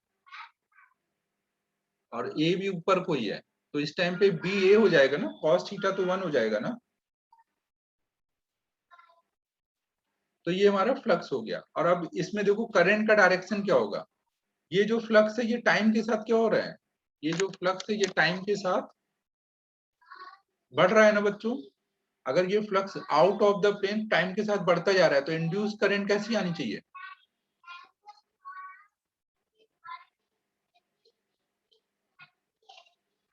अगर आउट ऑफ द प्लेन वाला फ्लक्स टाइम के साथ बढ़ रहा है तो ये क्या करना चाहेगा? उसको कम करना चाहेगा ना। कम करने के लिए करंट जब ऐसे फ्लो होगी, इंड्यूस करंट ना, तब करंट के डायरेक्शन में फिंगर कर्ल करोगे तो बी अंदर को जाएगा, तो इसका अंदर का जो बी होगा वो इसको कम करेगा, समझो। तो यहाँ direction of induce EMF clockwise होगी। अगर ईएमएफ का डायरेक्शन करंट ऐसे है, मतलब बैटरी कैसे लगाओगे? वर्चुअल बैटरी ऐसे लगाओगे ना, इतने वोल्ट की आप बैटरी लगा दोगे और करंट कितना आ जाएगा? ई अपॉन में जो भी रेसिस्टेंस है।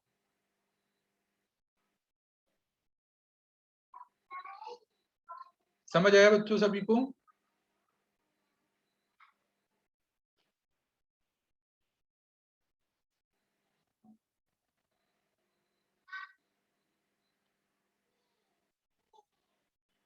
नोट करो जल्दी।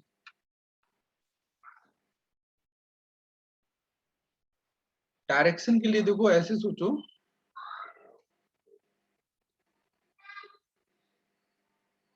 कि ये जो मैग्नेटिक फील्ड है वो बाहर को आ रही है और इंक्रीज हो रही है। अगर मैग्नेटिक फील्ड बाहर को आने वाली इंक्रीज हो रही है तो इंड्यूस करंट क्या करना चाहेगा? आउट ऑफ द प्लेन वाला बी बढ़ रहा है, टाइम बढ़ रहा है तो ये बी बढ़ रहा है ना, ये बी यहाँ पे इंक्रीज हो रहा है। अगर बी इंक्रीज हो रहा है तो इंड्यूस करंट का क्या काम है? उसको रोकना। तो कब कम कर पाएगा? जब उसके वजह से जो बी आए वो इसके अपोजिट आए, तभी ना इसको कम कर पाएगा। अगर कोई ऊपर को आने वाला बी बढ़ रहा है तो नीचे को एक बी आएगा, तभी ना वो इसकी वैल्यू को कम कर पाएगा। तो वो अपने करंट को ऐसे फ्लो कराएगा कि इसका जो बी आए वो इस बी के अपोजिट आए। तो इस जब ऐसे करंट फ्लो होती है लूप में तो इसके वजह से बी किधर को आता है? ऐसे फिंगर कर्ल करो करंट के डायरेक्शन में इनटू द प्लेन, तो यहाँ इंड्यूस करंट का बी अंदर को आएगा तो वो इसको रोक पाएगा। समझा कुछ सुमति? आप साथ साथ करते रहा करो मेरे साथ ना, राइट हैंड थंब रूल साथ में लगाया करो, तुरंत करके देख लोगे तो क्लियर हो जाएगा।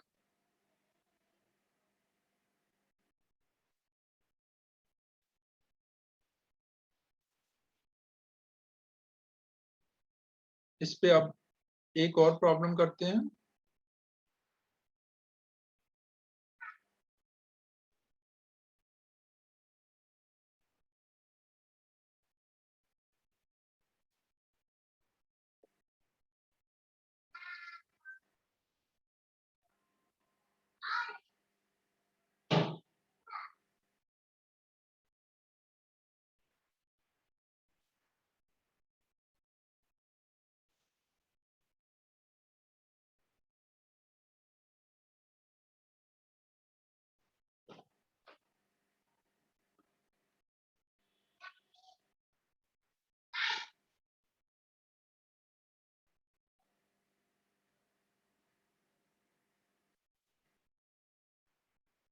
मान लो यहाँ पे इनटू द प्लेन बी है और बी की वैल्यू टाइम के साथ बढ़ रही है। रेसिस्टेंस मान लो ये दोनों स्क्वायर हैं और इस स्क्वायर का साइड लेंथ कुछ ए है और इस वाले का साइड लेंथ बी है। ये वायर ऊपर से क्रॉस हुआ है ना, स्मॉल आर यहाँ पे रेसिस्टेंस पर यूनिट लेंथ है।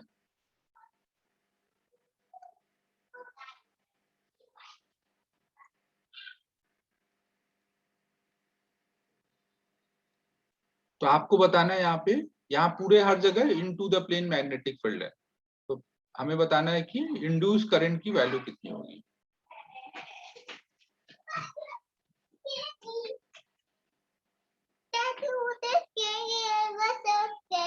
Don't be scared, baby.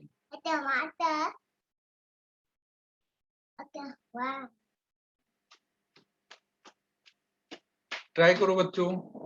Resistance दिया हुआ है, मैग्नेटिक फील्ड दिया हुआ है, ये इस स्क्वायर की साइड लेंथ दी है, इसकी दी हुई है और ये ऊपर से पास हो रहा है ना।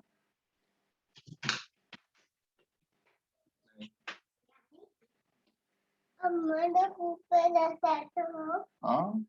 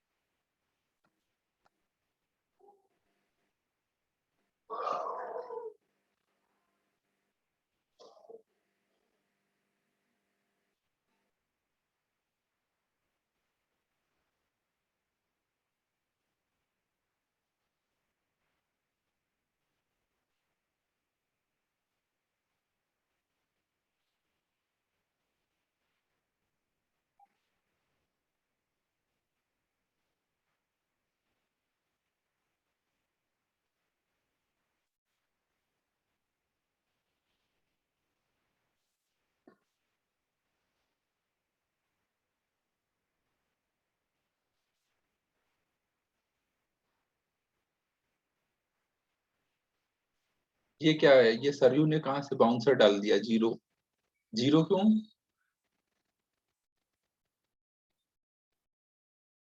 हाँ सही है श्रेयस, सही है।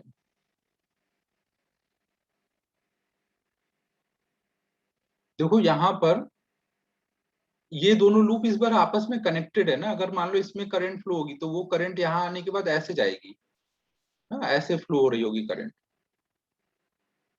तो अगर देखो दोनों लूप में करंट अपोजिट है, एक में मान लो I1 करंट फ्लो हो रही है, दूसरे में I2 फ्लो हो रही है, और अगर I1 ग्रेटर देन I2 है तो नेट करंट क्या आएगा, I1 माइनस I2। और अगर I2 बड़ा होता है I1 से तो मान लो इधर से 10 एम्पियर की करंट आ रही है, इस लूप में की वजह से 10 होनी चाहिए, इस लूप की वजह से 5 होनी चाहिए, तो नेट उनका 10 माइनस 5 ही फ्लो हो पाएगा। तो आप देखो ऐसे सोचोगे ना, जब दो लूप है और दोनों में करंट है, तो पहले तो आप इसका अलग ही बैटरी बना लो और इसमें अलग बैटरी बना लो। हाँ? अब देखो इसमें जब बैटरी बनाओगे तो इसमें क्या है, इन टू द प्लेन बी है और वो बढ़ रहा है। अगर इन टू द प्लेन वाला बी बढ़ रहा है तो इसमें जो इंड्यूस वाली बैटरी होगी वो किधर करंट फ्लो करानी चाहिए, बाहर को मैग्नेटिक फील्ड लाना है ना। अगर इन टू द प्लेन वाला बी बढ़ रहा है तो हमें बाहर को चाहिए, मतलब ऐसे करंट फ्लो होगी। सब लोग ऐसे करके देखो तो ना बाहर को बी मिलेगा, तो वो इन टू द प्लेन वाले को अपोज कर पाएगा। अगर ऐसे आपको फ्लो कराना है तो बैटरी कैसी लगानी पड़ेगी, इधर जो ईएमएफ इंड्यूस होगा। हाँ, और इस पूरे पार्ट का रेसिस्टेंस जो है पूरे लूप का कोई एक जगह बना लो। पूरे लूप का रेसिस्टेंस कितना है, 4 AR। यूनिट लेंथ का आर है, तो जितना लूप का लेंथ है मल्टीप्लाई करोगे तो ये पूरा हो गया। ठीक है, अब इस पार्ट का देखो, इस पार्ट में भी क्या होगा, सर्कुलर लूप में क्यों कन्वर्ट करना आयुष, ऐसे डायरेक्ट करो ना। सर्कुलर हो या स्क्वायर, उससे क्या फर्क पड़ेगा। कोई फायदा होता तो करते कन्वर्ट। देखो इधर यहाँ पर इसमें भी इनटू द प्लेन बी जा रहा है। थोड़ी देर देख लो बच्चों, फिर अभी हम लोग देखते हैं। इसमें देखो ए ग्रेटर देन बी है ना, इसमें जब देखोगे तो इसमें भी इनटू द प्लेन वाला बी है वो बढ़ रहा है, तो इसमें भी क्या होगा, ऐसे करंट फ्लो कराना चाहेगा ये लूप, ताकि ये उस इनटू द प्लेन वाले बी का अपोज कर पाए। और इस लूप का भी पूरा रेसिस्टेंस बना दो। तो अब आपके पास दो बैटरी और रेसिस्टेंस है। अब इनको नॉर्मल जैसे आप करंट इलेक्ट्रिसिटी में सॉल्व करते थे वैसे सॉल्व कर लो। E1 की वैल्यू कितनी बोलोगे, बी, यहाँ बी और ए डायरेक्ट जो मैग्नेटिक फील्ड है एरिया के डायरेक्ट परपेंडिकुलर है ना, तो सीधे बी इंटू ए कर दोगे ना, थीटा वगैरह की जरूरत नहीं है। फ्लक्स हमेशा जो प्लेन होता है उसके परपेंडिकुलर जो एरिया होता है उसकी वजह से आता है ना।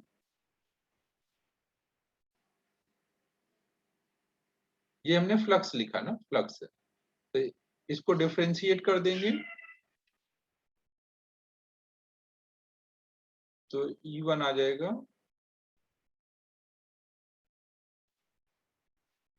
ऐसे आप सेकेंड वाले लूप में फ्लक्स लिख लोगे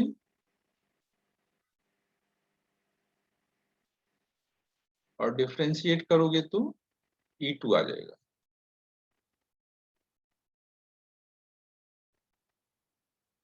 ठीक है बच्चों, अब दो बैटरी बन गई है यहाँ पर। दोनों बैटरी का काम एक ही है, करंट जो बी है उसको अपोज करना, बढ़ते हुए बी को अपोज करना। लेकिन अब करंट कैसे फ्लो होगा वो अब इनका डिसाइड होगा कि कौन सा किधर फ्लो करा रहा है तो नेट किधर जाएगा।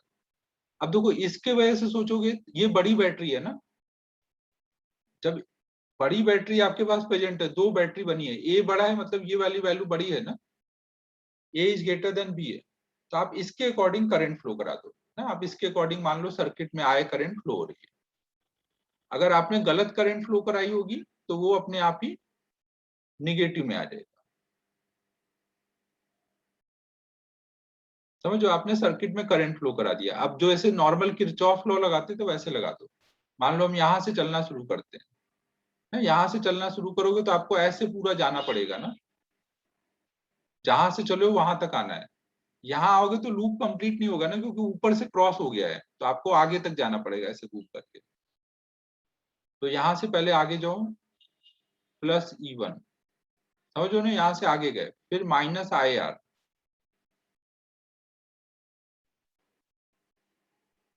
फिर और आगे गए यहाँ पे माइनस E2, फिर यहाँ करंट के डायरेक्शन में जा रहे हो, -4BR इक्वल टू, यहाँ आने के बाद फिर अब अपनी जगह पहुंच गए, तो ये बराबर 0। तो I इक्वल टू आ जाएगा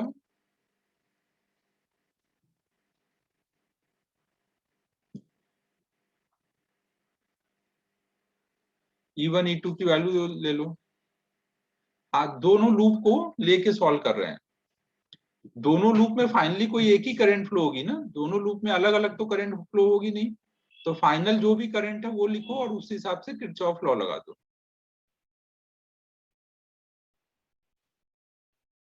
बच्चों समझ रहे हो ना, दोनों लूप का जो फाइनल इफेक्ट आएगा वो कोई एक करंट फ्लो होगी, तो वो करंट लिखो और किरचॉफ लॉ लगाओ।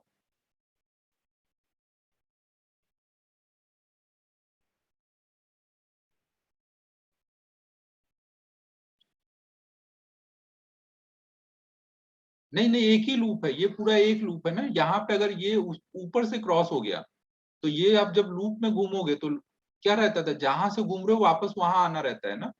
अभी आप इस पॉइंट से उधर नहीं जंप कर सकते ना, ये ऐसे घूम करके आपको ऐसे आकर के फिर यहाँ आना पड़ेगा।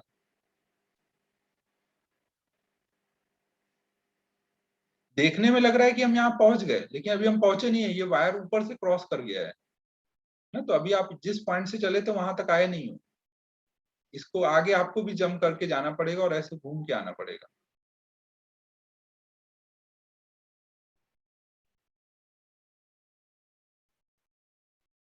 तेजस लगा सकते हो, वो लगा सकते हो, लेकिन उसके लिए आपको ध्यान रखना है कि यहाँ E1 E2 अपोज कर रहे हैं ना, तो E1 माइनस E2 अपॉन में टोटल रेसिस्टेंस। अगर क्रॉसिंग नहीं होता, अगर ये लूप ऐसे होता, ऐसे होता ना यहाँ पर, तो आप इस लूप को अलग लेके सोच सकते थे, इस लूप को अलग, फिर इस लूप की करंट इधर को ही जाती, इधर नहीं आती। नहीं, यहाँ पे लेकिन क्रॉसिंग बनाई गई, तो ऐसा नहीं कर सकते ना। कोई भी एक वायर है और एक वायर ऐसे जा रही है, तो मतलब ये ऊपर से क्रॉस हो रही है ना, इसको टच नहीं कर रही है, दोनों वायर टच नहीं कर रहे हैं।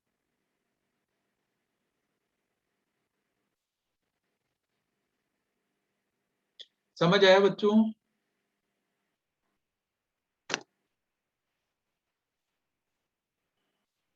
तो आज हम लोग इतना ही करते हैं, ये अच्छे से रिवाइज कर लेना। अब देखता हूँ इस पे कुछ होमवर्क देने लायक है तो। सर्कुलर से कैसे यूज होगा, क्या हुआ रजत? रजत नहीं समझा क्या?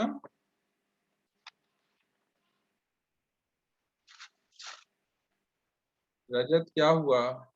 अच्छा, क्लास खत्म हुआ, अरे बाप रे, क्लास खत्म होने का इतना दुख, इमोशनल हो गया मैं तो।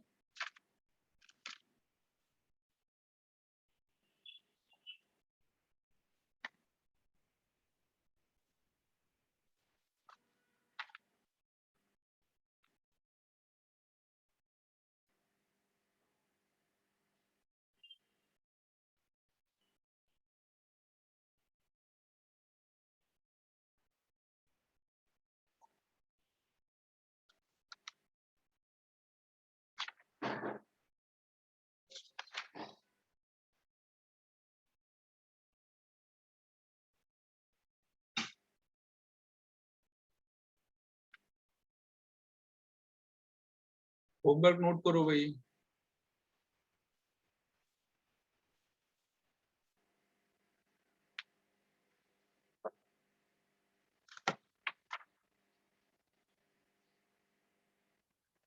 इलस्ट्रेशन 1 से लेकर के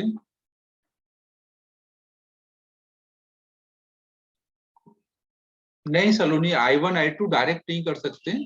अगर आपको I1 I2 करना भी है तो आपको क्या करना पड़ेगा, एक बार में एक बैटरी लगाओ, प्रिंसिपल ऑफ सुपरपोजिशन ये हटा दो इसके वजह से, और दोनों रेसिस्टेंस की वजह से I1 लिखो, फिर ये हटा दो इसके वजह से और दोनों रेसिस्टेंस की वजह से I2 लिखो।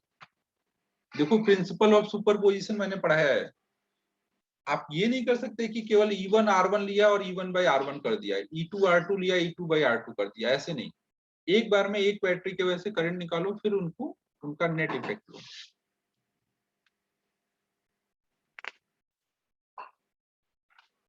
हाँ बता दूंगा चवन, बता दूंगा।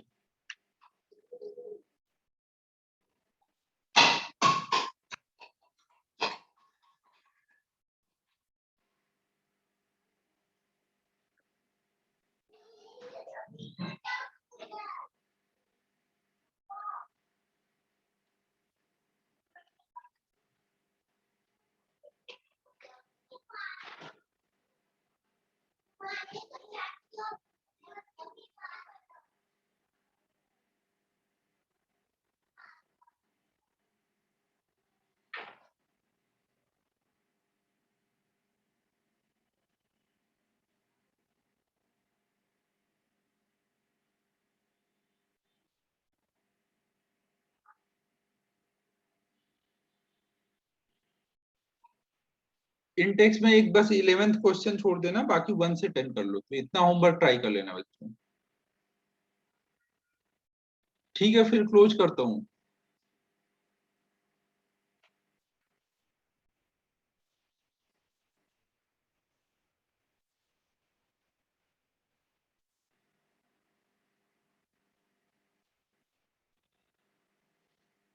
अरे यार ये तुम रजत तो डरा दियो एकदम, माइक्रोसॉफ्ट वालों का सच में यार बहुत बकवास प्रोजेक्ट था ये।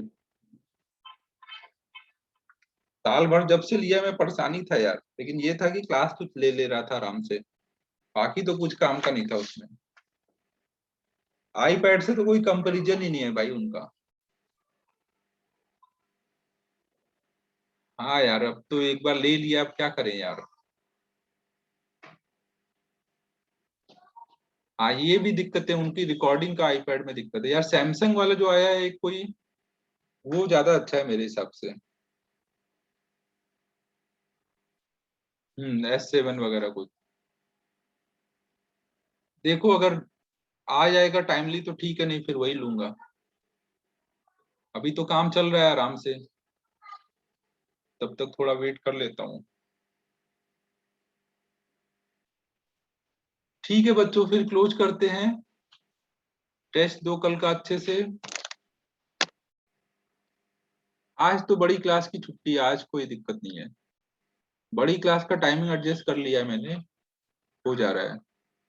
ठीक है बच्चों, बाय बाय।